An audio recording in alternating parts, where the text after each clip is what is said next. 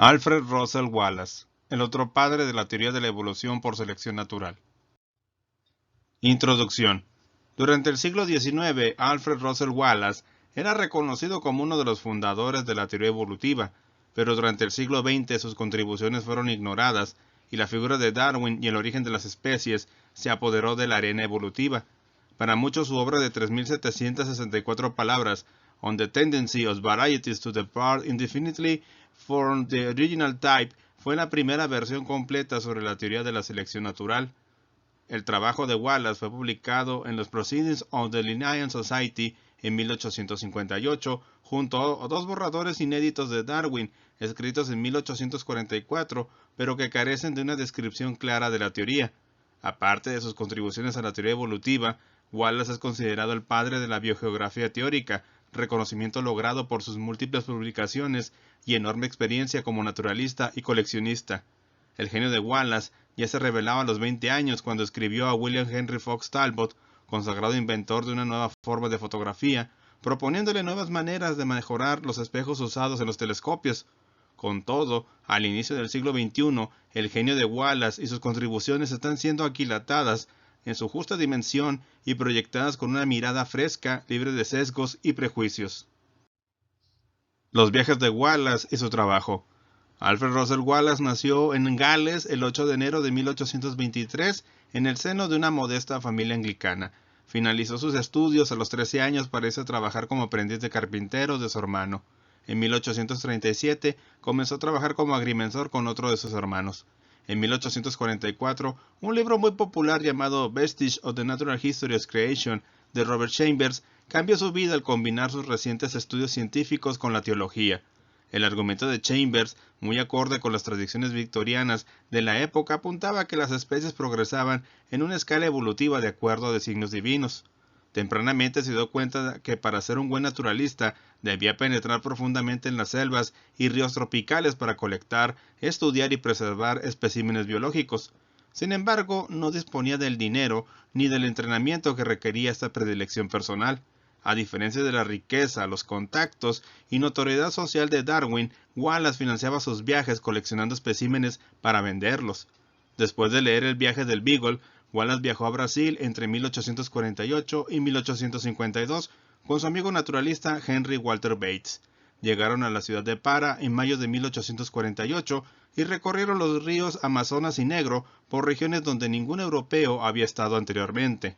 Fue aquí que contrajo malaria y sufrió por años de episodios febriles que lo forzaban a estar en cama por varios días.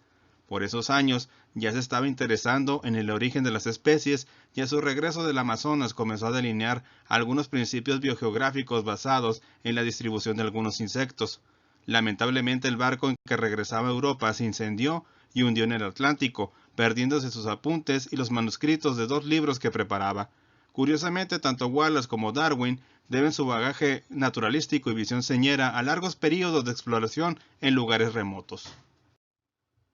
En 1854, Wallace viajó al archipiélago malayo, ahora Malasia, Indonesia, Timor Oriental y Papúa Nueva Guinea, y para 1862 había contribuido con más de 50 artículos científicos y notas sobre variados aspectos de la historia natural del archipiélago. Como recolector de fauna, envió 125,000 ítems a Inglaterra. Uno de sus trabajos con la descripción de 20 nuevas especies de mariposas de la familia Papilionidae le sirvió para poner a prueba hipótesis evolutivas. Este artículo destaca por contener la más clara definición darwiniana de especie en relación al aislamiento reproductivo y su diferencia con las subespecies y variedades locales. Wallace fue mucho más meticuloso que Darwin en lo concerniente a la variación interpoblacional y no subestimaba la variación interindividual. Aceptó la barrera reproductiva como causal de especiación, pero la rechazó como definición de especie. Es importante notar la trascendencia que Wallace dio al refuerzo, efecto Wallace, al decir que la selección natural podía conducir a especiación. El desencadenante era el aislamiento reproductivo en especies incipientes, empujadas a desarrollar barreras a la hibridación. Muchas de las ideas contemporáneas de especiación descansan en tales modelos de refuerzo. En el archipiélago malayo, Wallace notó que los orangutanes mantenían un territorio determinado y que las especies relacionadas estaban en estrecha proximidad unas con otras, como también sus fósiles, esparcidos en los mismos estratos geológicos. Estas ideas se plasmaron en su trabajo titulado On the Law Which Has Regulated the Introduction of the New Species, más tarde conocido como la Ley de Sarawak. Asimismo, sostiene que cada especie ha llegado a existir coincidiendo tanto en el tiempo como en el espacio con una especie preexistente estrechamente relacionada, y equivale al principio de divergencia que posteriormente propondría Darwin en el origen de las especies. Por su interés biogeográfico también menciona el poblamiento de las Islas Galápagos, destacando que hasta la fecha no ha recibido hasta ahora ninguna explicación ni siquiera conjetural. En efecto, la teoría dispersionista de Darwin no permitía explicar los datos. En cambio, Wallace sugirió que las islas habían sido colonizadas desde el continente mediante corrientes y vientos, y que dado el tiempo, las especies originales habían sido reemplazadas por prototipos modificados. Esta explicación general aún es válida. Esta ley contiene 4 principios geográficos y 5 principios geológicos. Principios geográficos. 1. Las categorías superiores tienen una gran distribución. 2. Los géneros distintivos únicos son importantes distribucionalmente. 3. Las afinidades de las especies naturales están casi siempre circunscritas geográficamente. 4. Aunque separados por el mar o montañas, los países con clima similar tendrán familias, géneros y especies cercanas unas a otras. Principios geológicos. 1. La distribución temporal del mundo orgánico se aproxima a su distribución espacial. 2. Los grupos más grandes y unos pocos grupos pequeños se extienden por varios periodos geológicos. 3. Cada periodo geológico incluye grupos únicos, no presentes en otras partes. 4. Las especies de un género o familia dentro de un periodo geológico están más estrechamente relacionados que aquellos de diferentes periodos. 5. La aparición de grupos y especies es un evento único. El trabajo de Sarawak es un ejemplo paradigmático de darwinismo, pues contiene gradualismo, utilidad, adaptación a diferentes ambientes, especiación alopátrica, imperfección del registro fósil, etc. Así recalcó que las categorías lineanas superiores de organismos, por ejemplo félidos, tenían una amplia distribución, mientras que las categorías inferiores, por ejemplo el tigre de Bengala o el león africano, tenían distribuciones específicas. Al enfatizar que los fósiles de la mayoría de las especies se encontraban en lugares similares al de la distribución actual de las especies, proponía una relación causal cuyo grado de variación era el resultado de evolución y no de un acto de creación continua e incesante. Curiosamente, el trabajo fue ignorado por la comunidad científica, aunque despertó gran interés. En junio de 1856, Wallace visitó Bali, donde recorrió por un mes los canales locales entre esta y Lombok, separadas por 20 kilómetros. Le llamó poderosamente la atención que a pesar de la cercanía, estas islas estuviesen pobladas por animales completamente distintos. En Bali había carnívoros propios de Asia, mientras que en Lombok había marsupiales propios de Australia. Al respecto, Wallace escribió: "Creo que la parte occidental es una porción separada de Asia continental, la oriental la prolongación fragmentaria de un antiguo continente del Pacífico". Es aquí cuando Wallace dibuja la famosa línea que lleva su nombre, como evidencia clara que los fenómenos naturales dominaban la evolución. La línea de Wallace segrega faunísticamente al archipiélago, reconociendo la fauna indomalaya del oeste de la austromalaya del este. Con los años, Wallace modificó la posición de la línea por la anomalía de Sulawesi, que podía oscilar entre las dos regiones. Más tarde, Alfred Wegener adoptó el argumento de Wallace como evidencia de deriva continental. Actualmente, la existencia de Wallacea y su interpretación son hechos bien establecidos. Otra notable contribución biogeográfica de Wallace fue su libro Geographic Distribution of Animals, donde demostró que la Tierra podía ser dividida en 6 zonas biogeográficas. Con todo, contribuyó decididamente a la biogeografía teórica, argumentando por la importancia de la conservación de los hábitats naturales. Pero estas últimas ideas no fueron apreciadas ni tuvieron cabida en la biología de la primera mitad del siglo XX como la tienen ahora. Posteriormente se trasladó a las islas de Ternate y Gilolo, donde formularía independientemente su propia versión de la teoría de la selección natural. Aunque no tenía consigo el libro de Thomas Malthus, conocía sus argumentos sobre las tribus asiáticas que habían experimentado una lucha por la existencia provocada por el hambre y las enfermedades. Conocedor del área, Wallace comprendió de inmediato las repercusiones biológicas que permiten explicar el cambio adaptativo y la extinción de los estadios intermedios. Sin embargo, la mayor influencia la obtuvo de los principios de geología de Charles Lyell. Por sus memorias sabemos que escribió la teoría en solo 2 días, mientras sufría uno de los peores episodios febriles de la malaria. El trabajo referido, de 3.764 palabras, se denominó Sobre la tendencia de las variedades a apartarse indefinidamente del tipo original.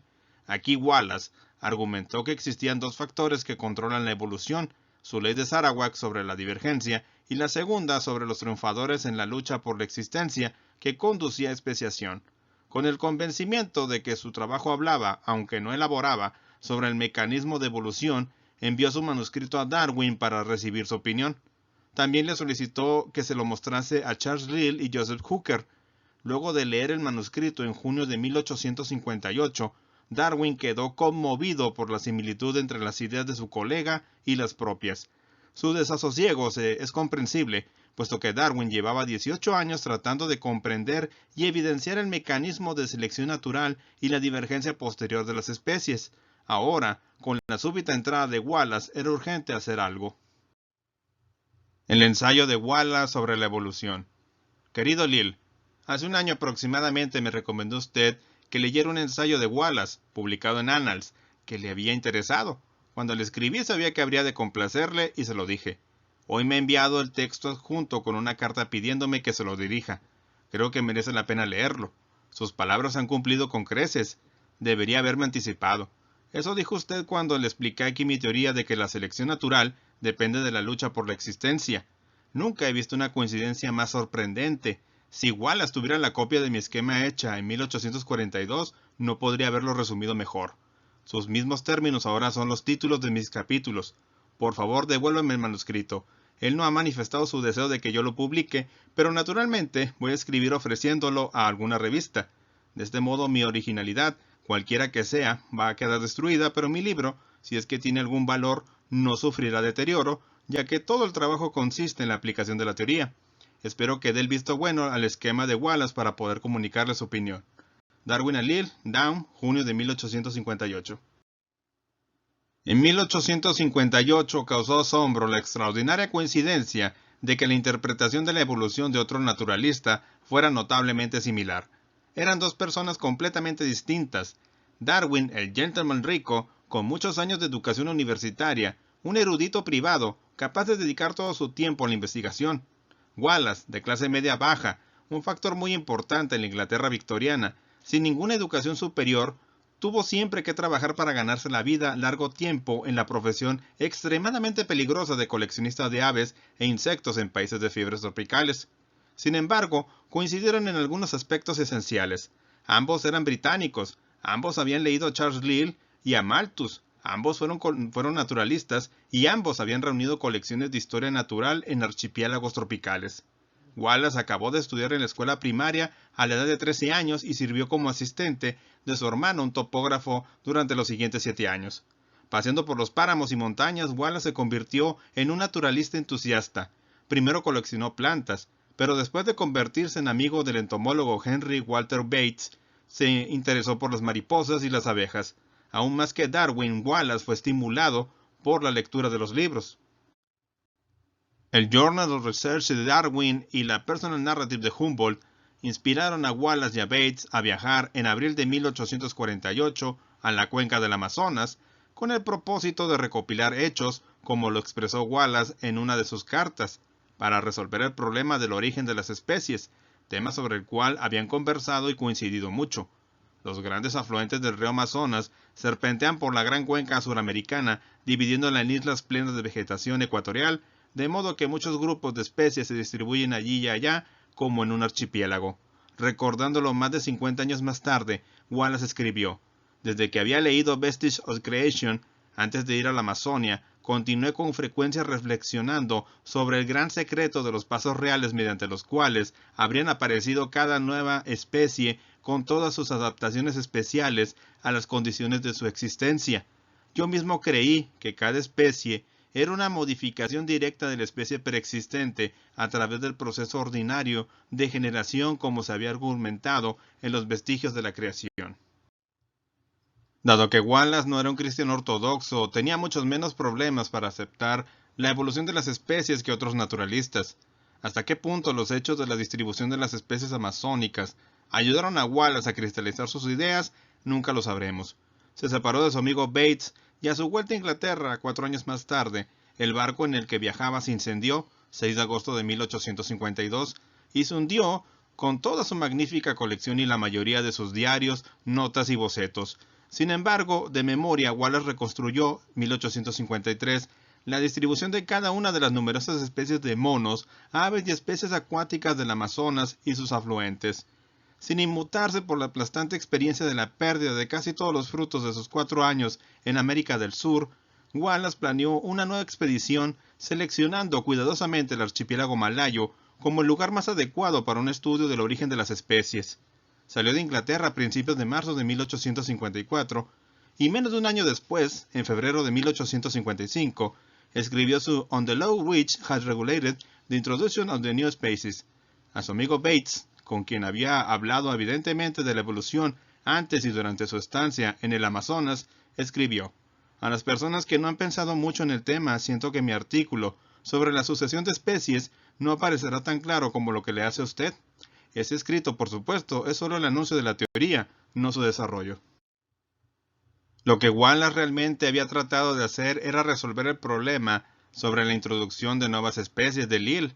Ahora sabemos por sus notas inéditas que Wallace había rechazado, ya en 1854, la afirmación de Lyell que las especies solo varían dentro de ciertos límites y llegado a la conclusión de que se había dado un proceso muy lento y continuo de cambio en el mundo orgánico durante periodos extremadamente largos de tiempo.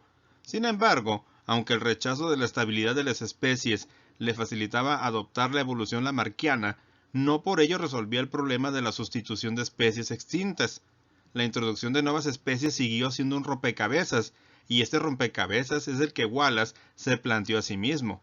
Como escribió con toda claridad en 1855, esto es, en su publicación sobre la distribución de especies en la Amazonia y en el archipiélago malayo, fue la geografía, la distribución la que dio la respuesta. Las especies más estrechamente aliadas se encuentran en la misma localidad o en localidades cercanas. Por lo tanto, la secuencia natural de la especie por afinidad es también geográfica. Y esta observación lo lleva a la ley. Toda especie ha surgido coincidente, tanto en el espacio como en el tiempo, de una especie preexistente muy próxima.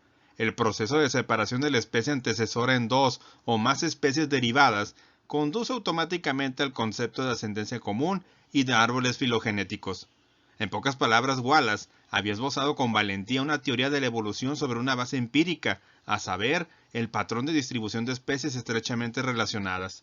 El hecho de que casi todas las plantas y animales produzcan más descendientes de los que pueden sobrevivir llevó también a Wallace a la idea de que en la naturaleza existe por doquier una lucha por la existencia, en la que siempre han de sucumbir los más débiles y los menos perfectamente organizados. Si no fuera así, tendría lugar forzosamente, dado el número de descendientes, un aumento increíble de todas las plantas y animales.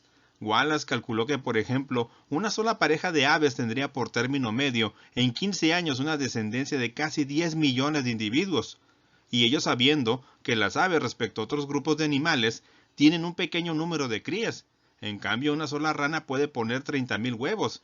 Si se fecundasen los 30.000 huevos y sobrevivieran, y suponiendo que hubiera el mismo número de ejemplares machos y hembras, resultaría la cifra de 450.000 millones de descendientes de una sola pareja en la siguiente generación. Esto al cabo de un año. La idea de que la naturaleza no tiene como única meta la conservación de la vida de sus criaturas es convincente. También está obligada a destruir y eliminar el pavoroso excedente. En otro caso, el equilibrio biológico de un paisaje se vería rápidamente destruido y esquilmado, el espacio vital para plantas y animales. Dado que para Wallace la evolución de las especies es una realidad como Darwin, llega consecuentemente a la siguiente conclusión. La mayoría de las transformaciones, tanto favorables como desfavorables, influirán en las posibilidades de alargar la vida. un antílope con las patas más cortas o más débiles estará necesariamente más expuesto a los ataques de los carnívoros felinos.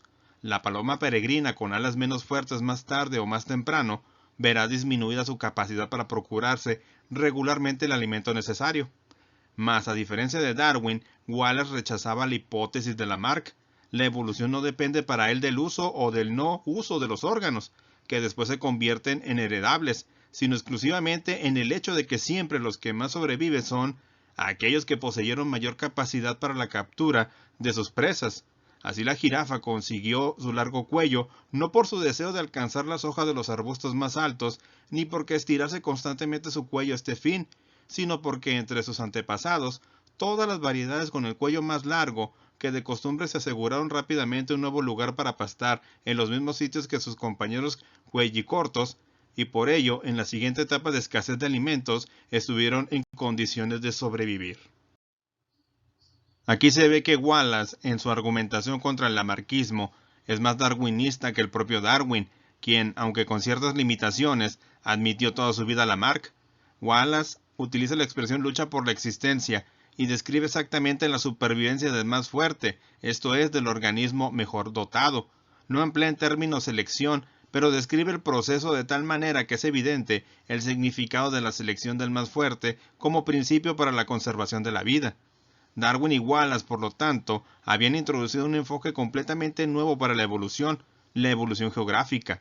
En lugar de intentar resolver el problema del origen de la diversidad a través del origen de nuevos tipos principales de organismos o a través de una comparación de taxones en la dimensión temporal, compararon taxones contemporáneos en la dimensión geográfica, es decir, compararon poblaciones y especies que se sustituyen geográficamente.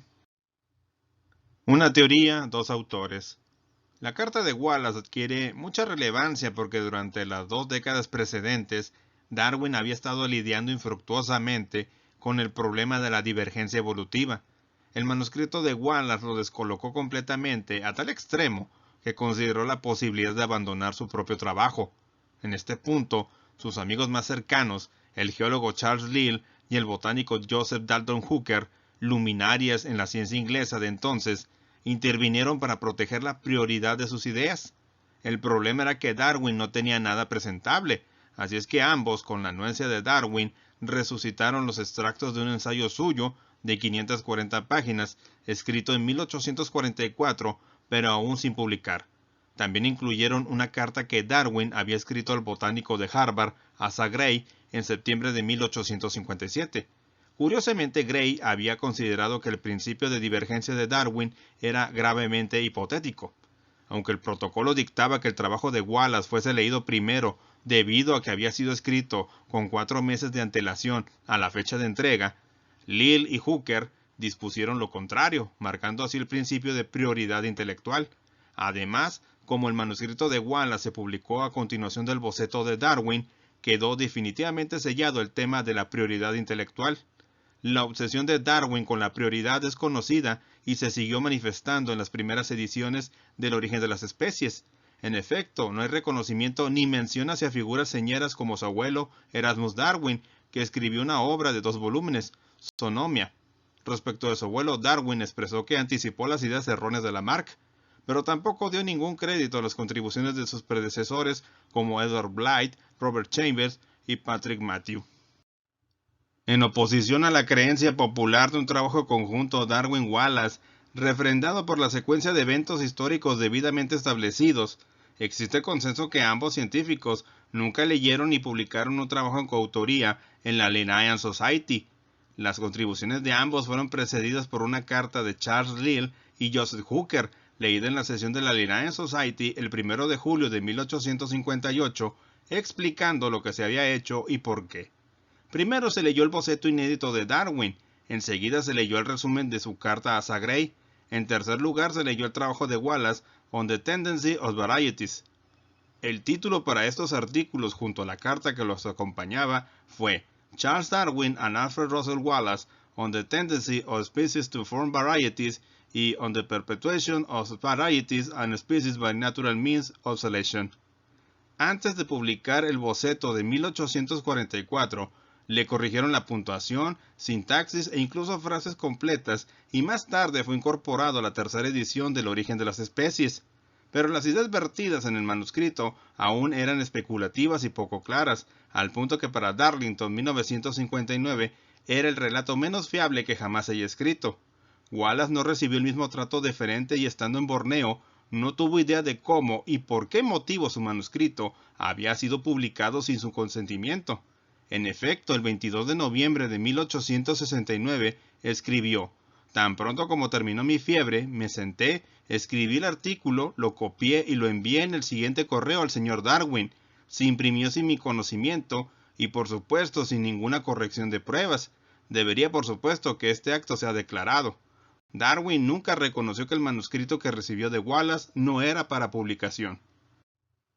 En 1860 Wallace recibió una copia del Origen de las Especies y manifestó su admiración genuina por la obra de Darwin, publicada el 24 de noviembre de 1859. Libre de rencor o malicia, mostrando la real dimensión de su temple, Wallace escribió: «Me siento muy satisfecho por haber contribuido a la publicación de este célebre libro y por el amplio reconocimiento del propio Darwin de mi descubrimiento independiente de la selección natural». El reconocimiento público de Darwin por los logros de Wallace recién apareció en una frase en la tercera edición del Origen de las Especies, pero el trabajo de Wallace publicado en los anales de dicha sociedad, al igual que la obra de Charles Lyell, no se mencionan, aunque posteriormente agradeció a Wallace por el acicate e ímpetu que le infundió su manuscrito de Ternate para terminar de escribir su opus magnum. En su obra The Origin of Species and Genera, Wallace 1880 distinguió claramente entre el concepto de descendencia y el origen de las especies por selección natural. Para entonces, Wallace y Darwin habían divergido significativamente en sus visiones evolutivas, principalmente debido a que el primero no creía que la mente humana y el pensamiento matemático, la moral y la espiritualidad pudiesen ser explicadas por selección natural, por selección sexual o por las meras propiedades de la materia. En esa misma línea, el reverendo contemporáneo Henry Baker Tristram consideraba que las facultades espirituales pertenecían al ámbito de la revelación. Para Wallace, la pérdida del vello corporal, la estructura de la mano, el poder vocal de la laringe y el tamaño y complejidad del cerebro de las distintas razas humanas no habían contribuido a la sobrevivencia y reproducción de la gente con quien había vivido en los trópicos. Aún más, se diferencia de Darwin porque creía firmemente en la igualdad de las capacidades intelectuales de todas las razas humanas. Otra diferencia era la argumentación de Darwin sobre la estrecha analogía entre la selección natural y artificial, ya que esta última era un principio suplementario significativo. En cambio, Wallace recalcaba las diferencias entre los dos mecanismos. He aquí lo que pensaba: a menos que Darwin pueda mostrarme cómo esta facultad musical latente en las razas más bajas puede haberse desarrollado a través de la supervivencia del más apto, debo creer que algún otro poder, además de la selección natural, causó el desarrollo. Me parece que el bonus probandi recaerá en quienes sostienen que el hombre, el cuerpo y la mente podrían haberse desarrollado a partir de un animal cuadrumano por selección natural. En 1889, Wallace publicó su propia versión de la teoría de la evolución. La llamó simplemente Darwinism, an exposition of the theory of the natural selection with some of its applications, acuñando el término darwinismo y posiblemente autoinfligiéndose para siempre un rol secundario. Como creía firmemente en la igualdad intelectual de las razas humanas, su descripción de los patrones culturales y del comportamiento social de los grupos étnicos de Malasia e Indonesia son muy cuidadosos y carentes de los prejuicios eurocéntricos victorianos que tiñen las ideas de Darwin e incluso de Marx. Wallace también difería de Darwin en su descrédito por la herencia de los caracteres adquiridos. En las ediciones posteriores del Origen de las Especies, Darwin confió más y más en este tipo de herencia como factor acelerador del proceso evolutivo, aunque ello iba en detrimento de la teoría original. Estas diferencias llevaron a Darwin a escribirle en 1869: «Espero que no hayas asesinado demasiado a tu propio hijo y al mío». Wallace retornó a Inglaterra en 1862, cuando ya era un conocido naturalista. Sin embargo, no tenía un puesto fijo que garantizase su seguridad económica. Sus ingresos dependían de la venta de especímenes recolectados y de los impuestos recibidos por sus escritos. Gracias a los esfuerzos de Darwin y sus amigos, Se le otorgó una pensión de servicio civil por 200 libras esterlinas anuales a partir de 1881. Wallace combinó el evolucionismo con el espiritualismo para tratar de comprender la evolución humana y la ética evolutiva según el progresionismo victoriano de la época. Se intentaba evitar el materialismo implícito en la visión de Darwin mediante un puente que uniese la ciencia y la visión religiosa. Al final se convirtió en un intelectual aislado, considerado como un excéntrico que siempre cuestionó las presunciones sobre las cuales se arguían los valores victorianos, y nunca aceptó los principios del capitalismo de libre mercado. Su confianza en el socialismo de Owens lo llevó a impulsar la reforma agraria. Sus profundos valores humanistas y su compromiso con las masas explotadas fueron atributos que distinguieron su rica personalidad. Como activo espiritualista, argumentó que el origen de la vida, la emergencia de la conciencia y la evolución de las facultades mentales superiores del hombre no pueden explicarse por causas exclusivamente materiales. Requerían la intervención de una inteligencia espiritual superior. A estas ideas que causaban el desasosiego de Darwin las llamaba mi herejía especial. Ambos científicos también diferían en el rol que les cabía a los híbridos en la evolución. Wallace también emergió como uno de los mayores críticos de las campañas de vacunación, argumentando que la evidencia para la poliomielitis mostraba un beneficio marginal comparado con el riesgo de desarrollar la enfermedad debido a la vacuna. La legislación victoriana de vacunación era parte de un sistema de salud coercitivo, socialmente sesgado que aplicaba el rigor de la ley a la clase obrera, pero no a los acomodados, si no se vacunaban. También se interesó por la frenología, una antigua teoría que, basándose en la forma del cráneo, la cabeza y las facciones, suponía que se podía determinar el carácter y los rasgos de la personalidad humana. La frenología ha perdido credibilidad, aunque como doctrina materialista es pionera de las teorías sobre la evolución del cerebro, como las de Pepys-McLean, la localización de la función cerebral y los diagramas y conceptos sobre la mente y sus laberintos. El compromiso de Wallace por la frenología jugó un rol decisivo en su rechazo a la selección natural como único determinante de la naturaleza humana. El 7 de noviembre de 1913, Alfred Russel Wallace muere durante su sueño en Broadstone, en las cercanías de Dorset. Inglaterra pierde así a uno de sus grandes naturalistas, explorador, biólogo evolucionista, biogeógrafo, antropólogo y en ocasiones teórico y crítico social, defensor de causas socialistas, polemista, espiritista y opositor a la vacunación y la presencia de vida inteligente en el planeta Marte que explique los supuestos canales en su superficie. Con esto llegamos al final de esta presentación. Espero que la información que han recibido sea de su interés. Por mi parte no me queda más que agradecerles su atención y desearles un buen día, buena tarde o buena noche. Muchas gracias y hasta pronto.